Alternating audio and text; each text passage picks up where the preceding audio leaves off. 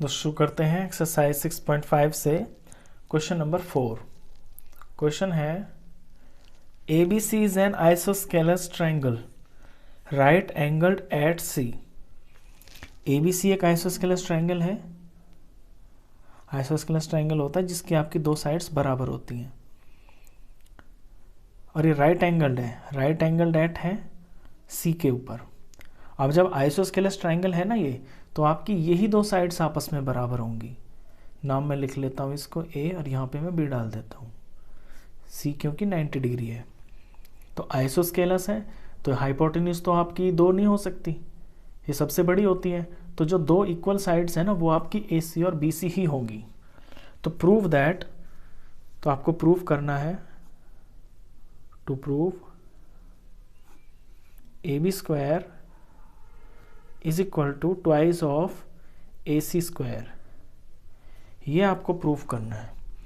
Given में आप लिख सकते हैं,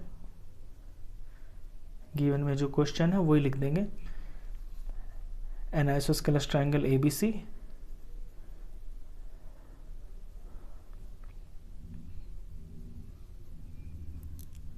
सी राइट एंगल्ड एट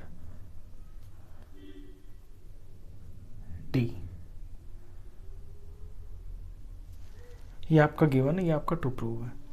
अब देखिए, क्योंकि आपका जो ए बी सी है ये आइसोस्केलस राइट ट्राइंगल है, तो फिगर तो आपको दिख रही है। तो पाइथागोरस थ्योरम के अकॉर्डिंग, तो according to Pythagoras theorem,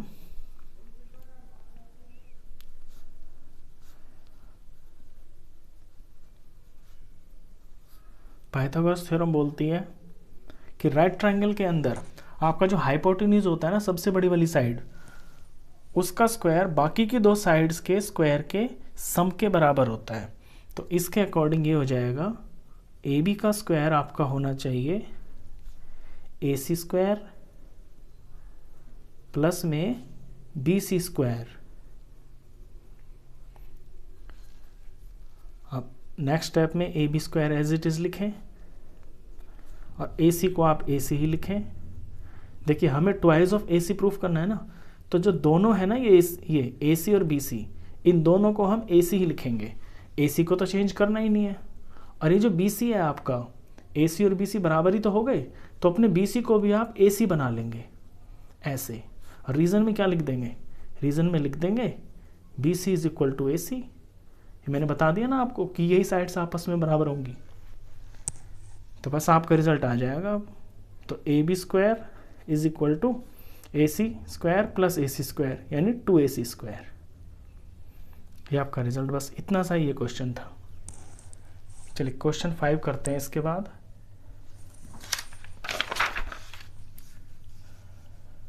question 5 बिल्कुल इसका उल्टा है।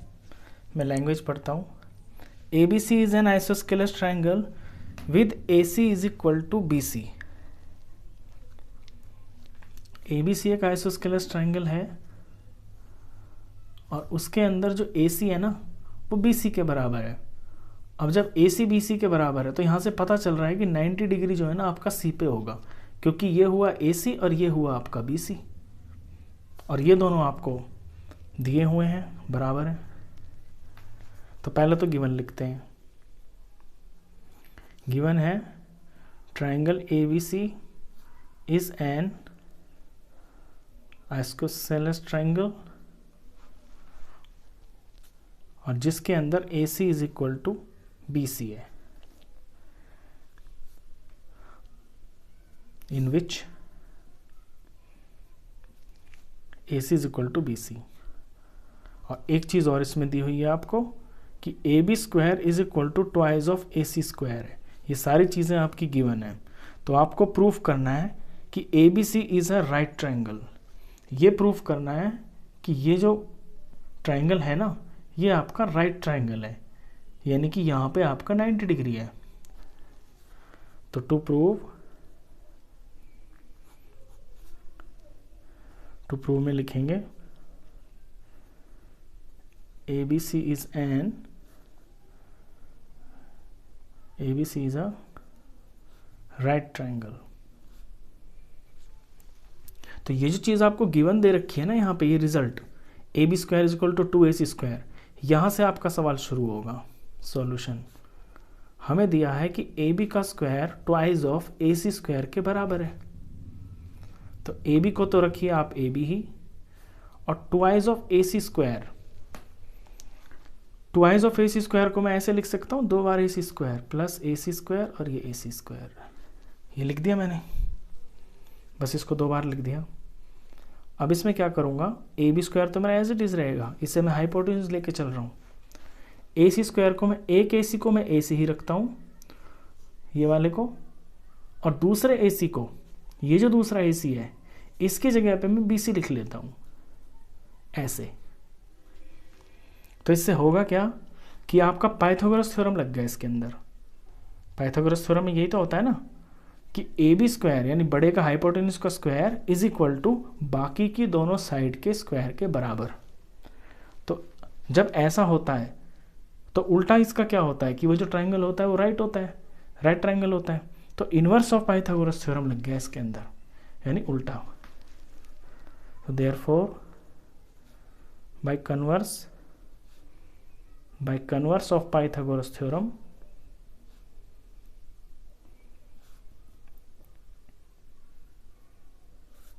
ट्राइंगल ए सी बी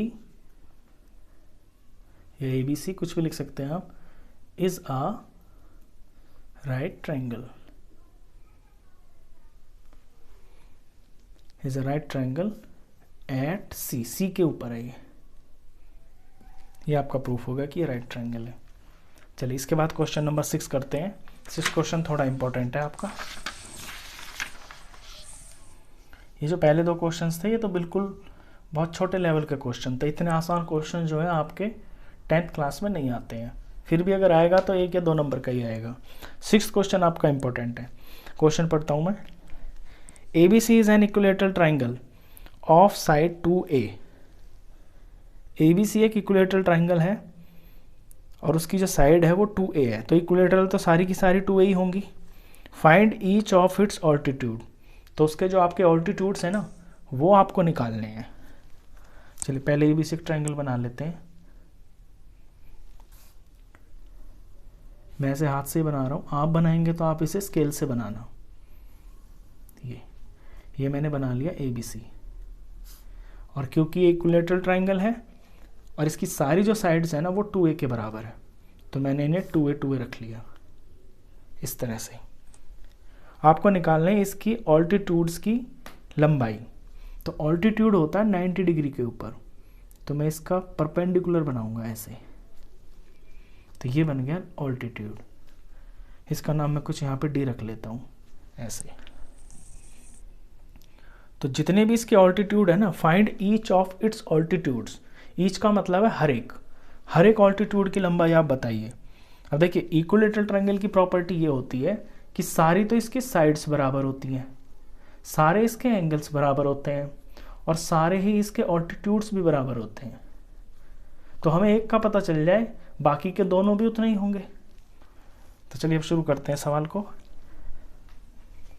सबसे पहले तो जो चीज़ आपने यहाँ पे फिगर में की है, जो आपको क्वेश्चन में दी है, उसे थोड़ा सा आप लैंग्वेज फॉर्म में लिखेंगे। Let A B C is an equilateral triangle. मैंने ए बी सी को माना ना, ऑफ ईच साइड 2A। अब 2A के आगे कुछ नहीं दिया हुआ आपको, ना सेंटीमीटर ना मीटर, तो मैं यूनिट्स लिखूंगा 2A यूनिट्स। यूनिट कुछ भी हो सकती है, मीटर सेंटीमीटर कुछ भी हो सकता है। इसके बाद मैंने ये कंस्ट्रक्शन किया ना AD, तो इस कंस्ट्रक्शन को लिखूंगा। कंस्ट्रक्शन में मुझे करना पड़ा draw AD perpendicular to BC। ये हो गया। अब अपनी फिगर पे ध्यान दें। देखिए जब परपेंडिकुलर होता है तो 90 डिग्री होता है, और आइसोस्केलस ट्रायंगल की और इक्विलेटरल ट्रायंगल की ये प्रॉपर्टी होती है कि आइसोस्केलस में जो 2 साइड्स बराबर होती है ना, वहाँ से जो परपेंडिकुलर पड़ता है वो आपका आगे वाली साइड को बाइसेक्ट कर देता है, और यही प्रॉपर्टी आपके इक्विलेटरल ट्रायंगल में होती है। तो उस प्रॉपर्टी के हिसाब से ये जो BD की लंबाई हो गई ना आपकी, ये 2A का हाफ हो गई, यानी कि ये इतना A हो गया, और बाकी का ये ए हो गया, तो ये ए हो गया, ये 2a हो गया, और AD की लंबाई आपको निकालनी है। तो इसमें लगेगा आपका पाइथागोरस थ्योरम, क्योंकि राइट ट्रायंगल साफ साफ दिखाई दे रहा है आपको। और राइट ट्रायंगल कौन सा? ADB, तो इसी को लेंगे हम। तो इन राइट ट्रायंगल ADB मेरा AB स्क्वायर हो जाएगा, हाइपोटेन्यूज है ना AB, तो AB का स्क्वायर हो जाएगा AD square plus BD square. तो AB की लेंथ तो है मेरी 2a, तो 2a का स्क्वायर, AD मुझको पता नहीं है, एज इट इज़ लिखूंगा मैं, और BD मेरा हो गया हाफ ऑफ 2a यानी कि a। और इसको मैं यहाँ पे मेंशन भी कर देता हूँ सवाल शुरू होने से पहले, इस तरह से कि BD is equal to half of twice of a यानी कि a। अब सॉल्व करते हैं। 2a का स्क्वायर हो गया आपका 4a का स्क्वायर इज इक्वल टू ये AD का स्क्वायर एज इट इज़, और ये आपका a पे स्क्वायर लगेगा यहाँ पे, ये हो गया आपका a स्क्वायर। अब AD की मुझे वैल्यू निकालनी है, तो मैं AD को एक तरफ छोड़ देता हूँ, AD स्क्वायर, और अपने जो a हैं इन्हें एक तरफ ले आता हूँ। तो 4a स्क्वायर तो आपका लेफ्ट साइड में है, यहाँ राइट साइड में जो a स्क्वायर है ये जब इधर आएगा तो माइनस हो जाएगा ऐसे। तो आपका AD की स्क्वायर की जो वैल्यू आई वो आ गई 4 माइनस 1, a स्क्वायर है ना दोनों, तो ये 4 है और ये कुछ भी नहीं है, तो यानी कि 1। तो कोफिशिएंट सॉल्व होते हैं, 4 में से 1 माइनस हुआ तो 3a स्क्वायर। अब जब AD की वैल्यू निकालेंगे तो AD का स्क्वायर हटाना पड़ेगा, और जब स्क्वायर हटता है तो वो दूसरी तरफ जाके स्क्वायर रूट बन जाता है ऐसे, तो स्क्वायर रूट लग जाएगा इसके ऊपर। अब 3 का जब स्क्वायर रूट निकालेंगे, 3 का तो स्क्वायर रूट होता नहीं है, तो ये जो 3 है ना ये तो रहेगा आपका अंडर रूट के अंदर ही, लेकिन a का स्क्वायर है और इसका स्क्वायर रूट है, यानी कि इस तरह से है ये a इंटू ए, तो स्क्वायर रूट में पेयर बाहर निकल जाता है ना, तो a आ जाएगा बाहर, तो स्क्वायर इसका ख़त्म हो जाएगा, तो रूट 3a, और ये आपका AD। तो AD की जो वैल्यू आई आपकी वो आ गई रूट 3a। तो यानी कि इसके जितने भी ऑल्टीट्यूड्स हैं ना जो आपको निकालने हैं, find each of it's altitudes, उन सब की जो लेंथ होगी वो होगी आपकी रूट 3a। तो फाइनल आप आंसर इस तरह से लिख दें, answer therefore each of its altitude is equal to root 3a।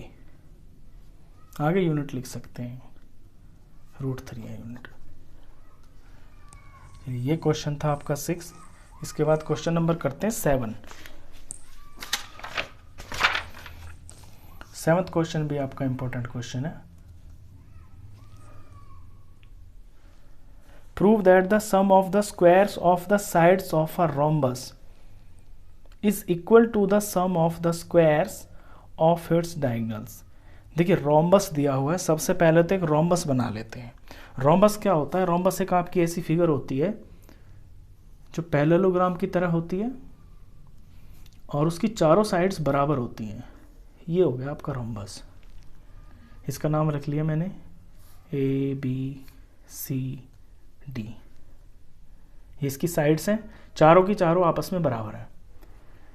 ये मैंने बनाए इसके डायगोनल्स, इसके 2 डायगोनल होते हैं और इसके डायगोनल्स की प्रॉपर्टी ये होती है कि वो 90 डिग्री पे बाइसेक्ट करते हैं। एक तो 90 डिग्री बनाते हैं, ऊपर से बाइसेक्ट। बाइसेक्ट का मतलब है हाफ हो जाते हैं आपस में। यहाँ पे मैं इसको O लिख लेता हूँ। तो आपको इसमें प्रूफ करना है कि rhombus sum of the squares of its diagonals.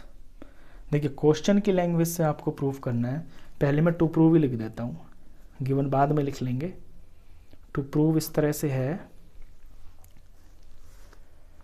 The sum of the squares of its sides, यानी इसकी साइड्स का सम और उनका स्क्वायर। तो इसकी साइड्स तो ये हो गई AB BC CD और DA, और इनका स्क्वायर और इनका सम, यानी कि ए बी का स्क्वायर प्लस बी सी का square, A B B C C D का स्क्वायर प्लस डी ए का स्क्वायर, इन सब का सम इक्वल टू है आपका squares of its diagonals, sum of the squares of its diagonals, यानी इसके जो डायगोनल्स हैं उनका स्क्वायर और उनका सम। तो ये आपको प्रूफ करना है ए सी का स्क्वायर प्लस बी डी का स्क्वायर। ये आपको प्रूफ करना है रोम्बस के अंदर, कि किसी रोम्बस के अंदर उसकी चारों साइड के स्क्वायर का सम उसके दोनों डायगोनल के स्क्वायर के सम के बराबर होता है। ये प्रूफ करना है। तो गिवन अब इसमें लिख लेते हैं। गिवन तो आपको बुक में से जो है बिल्कुल सिंपल ही है। गिवन अ रोम्बस, बस एक रोम्बस ही दिया हुआ है, नाम मैं लिख देता हूँ ABCD। कुछ खास भी गिवन नहीं है, कुछ नहीं है, बस एक रोम्बस ही गिवन है, आपको ये टू प्रूव करना है। अच्छा, अब मैंने मान लिया यहां से मेरा टू प्रूव है, अब यहां से प्रूफ शुरू करते हैं। तो ABCD is a rhombus and let diagonals AC and BD bisect each other at O, bisect each other at O, यानी कि मैंने इस पॉइंट का नाम O रख लिया। अब थोड़ा ये मेंशन करेंगे कि ये जो एंगल्स होते हैं ना आपके, ये सारे 90 डिग्री होते हैं। मैंने बताया ना अभी आपको कि जो डायगोनल्स होते हैं ना रोम्बस के, वे सारे के सारे 90 डिग्री पे बाइसेक्ट करते हैं। 90 डिग्री भी बनता है और हाफ भी होते हैं।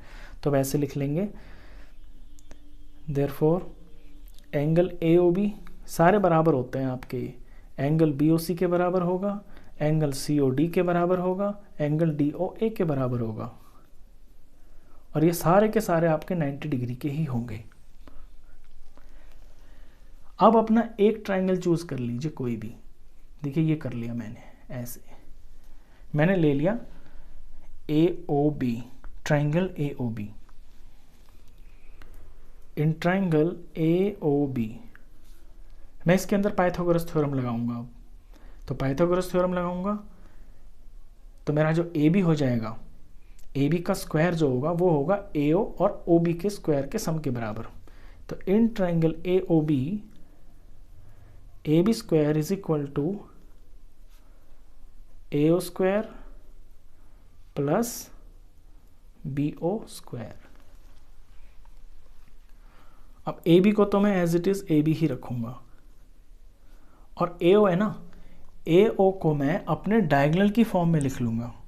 डायगोनल क्या है मेरा AC, और AC का हाफ होगा AO, तो AO को लिख लेता हूं मैं हाफ ऑफ AC का स्क्वायर।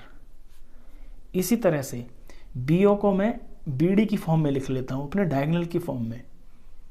तो BO हो जाएगा मेरा half of BD, half of BD। इस तरह से नेक्स्ट स्टेप में AB एज इट इज रखिए आप, और यहां पे इनको फिर सॉल्व करें। ये जो हाफ लिए हैं आपने, तो हाफ AC का स्क्वायर हो जाएगा आपका 1/4 AC, और अब AC के ऊपर स्क्वायर लग जाएगा, प्लस इसी तरह से यहाँ 1/4 ये BD का स्क्वायर। AB को एज इट इज रखिए। ये दोनों में 1/4 है, मैं कॉमन ले लेता हूँ 1/4, और ब्रैकेट में लिख लेता हूँ AC का स्क्वायर प्लस BD का स्क्वायर। अब ये जो 1/4 है इसके मल्टीप्लाई में जब ये 4 इधर जाएगा AB के पास में, तो ये इसे बना देगा 4AB का स्क्वायर इज इक्वल टू, यहां से 4 हट गया तो यहां से कुछ नहीं बचा आपका, क्या बचा AC square plus BD square, ये चीज। और यही मेरा रिजल्ट है, इसको मैं नंबर 1 रख लेता हूं। ये सबसे मेन बात है। अब जैसे मैंने अपने AOB के अंदर AB स्क्वायर की वैल्यू निकाल दी, और AB स्क्वायर की मेरी वैल्यू आई AC square plus BD square. Similarly बिल्कुल इसी तरह से। अब यहाँ से क्वेश्चन करता हूँ। सिमिलरली इन ट्राइंगल, दूसरे वाले में BOC के अंदर, सिमिलरली इन ट्राइंगल BOC के अंदर मेरी BC की वैल्यू आ जाएगी, BC स्क्वायर आ जाएगा मेरा, बिल्कुल इसी तरह से AC प्लस BD में ही, AC square plus BD square.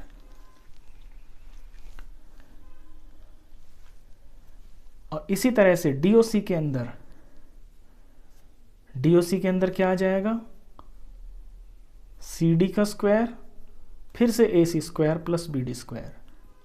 क्योंकि देखिए डायगोनल तो आपके यही है ना, बार बार यही लिए जाएंगे और इन्हीं का हाफ लिया जाएगा, तो जो रिजल्ट आएगा ना वो बार बार यही आएगा, AC square plus BD square. अच्छा यहाँ मैं 4 लगाना भूल रहा हूँ, ये 4 भी चलता रहेगा ऐसे, 4AB स्क्वायर यही आया, 4BC स्क्वायर वही आएगा, 4CD स्क्वायर यही आएगा, चौथी साइड 4DA स्क्वायर यही आएगा बिल्कुल, AC square plus BD square. इनके मैं नाम रख लेता हूँ, ये 1 था, इसका नाम 2, इसका नाम 3, इसका नाम 4। अब अपनी चारों इक्वेशंस को मैं ऐड करता हूँ, तो लिखेंगे एडिंग 1 2 3 4। जब इन चारों को मैं ऐड करता हूँ तो लेफ्ट साइड वाली चीज़ें लेफ्ट साइड में ऐड होंगी, यानी कि 4AB square plus 4BC square plus 4CD square plus 4DA square. ये लेफ्ट वाली जो है मैंने लेफ्ट की तरफ ऐड कर दी। अच्छा राइट में मेरा क्या होगा, देखिए राइट में आपको इन सबको लगातार ऐसे ऐड करके दिखाने की ज़रूरत नहीं है, क्योंकि सारी की सारी आपकी सेम है और 4 बार लिखी हुई हैं, तो आप जस्ट इनको 4 से मल्टीप्लाई कर दें इस तरह से, 4 इंटू में AC square plus BD square, ये कर दें आप। अब लेफ्ट साइड में आपका जो 4 है ये कॉमन है, सबके अंदर 4 आ रहा है ना, इसे आप बाहर ले लें।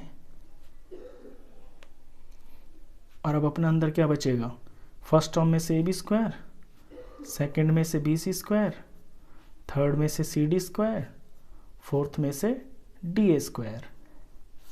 इस तरफ जैसा है same to same, 4AC square plus BD square. अब आपको दिख रहा होगा कि 4 दोनों में है, बीच में इज इक्वल टू का निशान है, और 4 जो है दोनों में मल्टीप्लाई हो रहा है, तो हम इसे काट सकते हैं। ये काट दिया हमने, सेम चीज़ कट जाती है ना दोनों तरफ, तो अब क्या बचा, वही बचा जो आपको लाना है रिजल्ट में, कि सारी साइडों का स्क्वायर और उनका जो सम है वो आपके दोनों डायगोनल के स्क्वायर के सम के बराबर प्रूफ हो गया। तो रिजल्ट लिख दिया, देयरफॉर रीराइट करके लिख दें इसे, AB square plus BC square plus CD square plus DA square is equal to AC square plus BD square. यही आपका रिजल्ट था। तो ये क्वेश्चन हो गया। तो आई होप आपको ये सारे क्वेश्चंस अच्छे से समझ में आए होंगे। एक चीज़ और है इसके अंदर, सवाल तो हो गया, जैसे मैंने यहाँ हाफ ऑफ AC लिखा है ना, AO को आप चाहें तो इसे यहाँ मेंशन कर सकते हैं, ब्रैकेट में चाहे लिख सकते हैं इसको, और ना भी लिखें तो कोई बड़ी बात नहीं है, ये सबको पता होता है, ये नेचुरली अंडरस्टैंड होता है कि जो डायगोनल होता है रोम्बस का वो बाइसेक्ट होते हैं। तो आई होप आपको सारे क्वेश्चन से अच्छे से समझ में आए होंगे। वीडियो अगर अच्छा लगा हो तो प्लीज़ से लाइक करना, फ्रेंड्स में क्लासमेट्स में शेयर करना, और 10th क्लास का कंप्लीट मैथ्स पढ़ने के लिए आप इस चैनल को भी सब्सक्राइब करना। Thank you.